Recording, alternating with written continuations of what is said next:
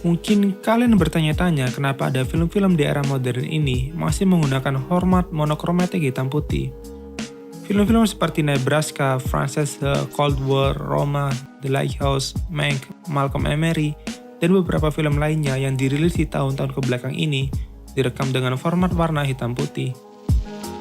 Mungkin kalian tidak suka dengan format ini karena kalian menganggap kalau format ini sudah outdated, membosankan, dan tidak relevan di zaman sekarang di mana kita sudah mampu untuk merekam film berwarna.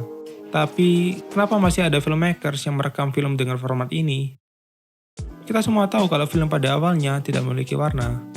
Hal ini disebabkan oleh roll film yang hanya bisa merekam warna monokromatik hitam putih berdasarkan seberapa terang apa yang direkam. Hal ini membuat shadow berwarna hitam, highlights berwarna putih, dan apapun yang berada di antara shadow dan highlight berwarna abu-abu. Sebelum diciptakannya roll film yang bisa merekam warna, filmmaker hanya fokus dengan kontras dan kualitas cahaya yang direkam. Ketika Technicolor mulai memperkenalkan teknik pewarnaan melalui pemberian lapisan berwarna merah, hijau, dan biru pada roll film, sejak saat itulah film yang direkam bisa memiliki warna. Salah satu film yang mungkin bisa dibilang sebagai pelopor film berwarna yang paling terkenal adalah The Wizard of Oz, yang dirilis di tahun 1939. Film diawali dengan penggambaran dunia yang muram dengan pewarnaan sepia yang memberi kesan vintage.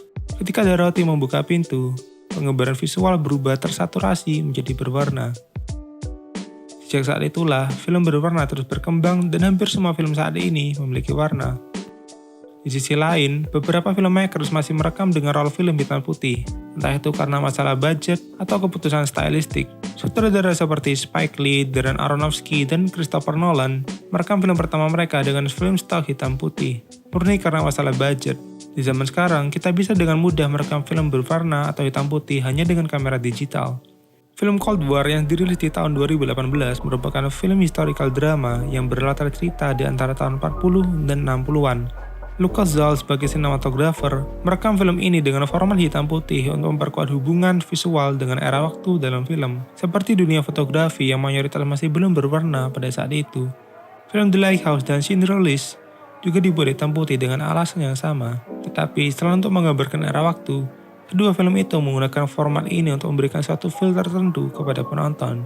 Karena The Lighthouse merupakan film horor, perwarna hitam putih digunakan untuk menekankan kontras antara highlight dan shadow, membuat langit yang biru menjadi abu-abu, bayangan menjadi lebih gelap, dan menciptakan atmosfer horor melalui visual. Film Schindler's List menunjukkan kekejaman saat masa Perang Dunia Kedua. Film ini penuh dengan kenangan dan duka. Penggunaan hitam putih sangat cocok untuk memvisualisasikan perasaan tersebut. Alasan lainnya adalah karena hitam putih tidaklah realistik untuk menggambarkan peristiwa tertentu. Sama halnya dengan sinema yang penuh dengan sudut pandang berbeda terhadap suatu cerita. Jadi hitam putih bisa digunakan untuk menyampaikan cerita dengan cara yang lebih ekspresionis. Andrei Tarkovsky menggunakan warna monokromatik di beberapa scene di film The Mirror, agar sebagai pembeda antara dunia nyata dan dunia halusinasi atau dunia mimpi. Selain itu, warna monokromatik bisa juga digunakan sebagai representasi visual sebuah kenangan atau ingatan. Seperti pada film Manhattan garapan Woody Allen. Dia menggambarkan New York dengan warna hitam putih sebagaimana apa yang ada di ingatannya tentang Manhattan. Film Roma yang disutradari oleh Alfonso Cuarón juga menerapkan prinsip yang sama. Pada film American History X dan Memento, kalian akan menemukan beberapa scene yang dibuat hitam putih sebagai bentuk flashback dari ingatan karakter utama. Hal lain yang mendorong filmmakers masih menggunakan format hitam putih adalah sebagai bentuk penghormatan terhadap teknik filmmaking lawas.